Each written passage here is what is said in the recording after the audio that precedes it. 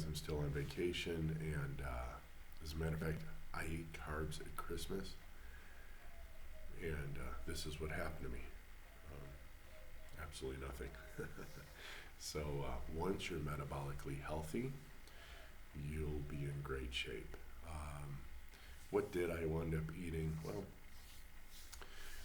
we went out to Guadalajara, and one of their claim to fame dishes is these things called tortas ahogadas. I had it with lengua, so that's cow tongue, but it's a big birote, it's a piece of bread, and then it's just drowned, literally ahogada, in tomato sauce, a special kind. It's loose. That was one of the days, and then I met up with a friend of mine whom I haven't seen for the 3 years since we'd been back, and he invited me in for a tequila, so I had some tequila. And what else?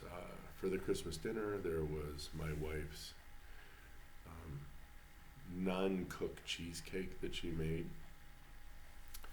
and so that obviously had carbs in the crust and in the filling. And then I had a croissant, a pretty big one that we get. We actually brought it from here, from Awas, when we took it down to Guadalajara. And I'm trying to think if I had anything else. Yeah, that's about it. But they did nothing for me, to me, at me, by me, beyond me. So I'm obviously metabolically healthy and quite, how shall we say,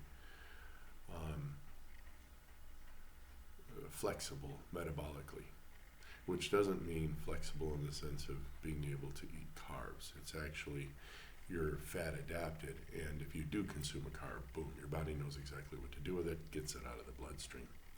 And my daughter did give me a book by Jesse Inchospe. Matter of fact, let me see. Yeah, this one here. The Glucose Revolution. And essentially, her shtick is that if you're going to eat carbs, just throw them at the end. And it's better to eat starch than it is, say, some fructosey, sugary meal. And I've kind of always done that anyway. I know if I'm going to go out to eat birria, for example, and I'm going to eat probably 4 corn tortillas, I'll normally eat 4 hard-boiled eggs, go in, and then I can go ahead and eat my tacos. It doesn't really matter. And it's always worked for me. It hasn't bothered me. So there's some good merits to her book.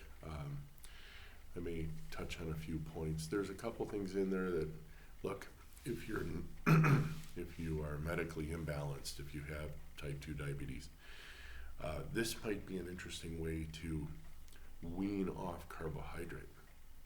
So restructure your meals so that you're eating your fiber first, and then you're eating your fats and proteins, and then finally carbs at the end.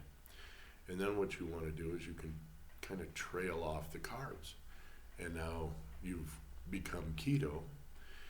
And then if you want to stop the fiber at the beginning, now you become carnivore.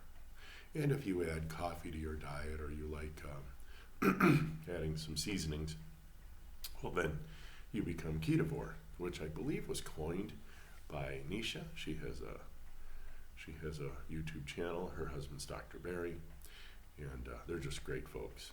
So anyway, what happened to me when I ate carbs over Christmas? Nothing. Oh, P.S. Yesterday I did have 3 pieces of sweetbread. Digestively this morning, nothing happened, but yesterday, about, I would say 4 hours after eating it, I had some pretty, either it wasn't bloating, and it wasn't necessarily gas, but I had a stomach ache, and that's completely doesn't happen to me on carnivore or ketovore. So yeah, the bread's impacted me, but I mean, one of these was filled with like chocolate pudding, and who knows what the heck they put in there. So anyway, I'm done. Today's gonna be carnitas, and probably obviously, if I do have a burrito, I'm going to make a cheese crisp burrito. And I'll put some pico de gallo on it. That's actually what we had yesterday. I don't mind having it again today. I'll go ahead and probably have a 4-egg omelet with some machaca, which is dried beef, and plenty of butter. And probably the leftover slices or 2 of bacon. So, wahoo. Life is great. Christmas was great. Looking forward to New Year's. And you guys be well. Hope you had a good Christmas. We'll talk soon. Be well.